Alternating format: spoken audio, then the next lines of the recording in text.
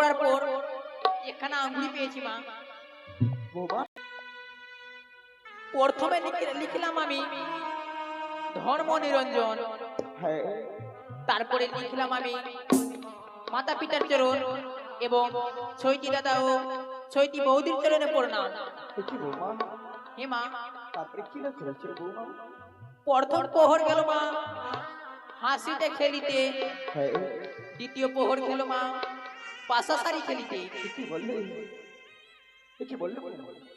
আমার সেই পত্র কার? মা মনে হয় বেহুলারি আছে। বেহুলারে রয়েছে। তারপরে কি লেখা রয়েছে মা? তৃতীয় প্রহর গেল মা রন্ধন করিতে। আহারে হতভাগী সন্তান, মাতা পিতার বাড়িতে কোনোদিনই রন্ধন করেনি গো। নিজের শ্বশুরালে রন্ধন করিবারের জন্য নিজের স্বামীকে সেবা দিয়েছে। বাহ, আমার জীবনটা আমার ধন্য হয়ে গেল বাবা, ধন্য হয়ে গেল।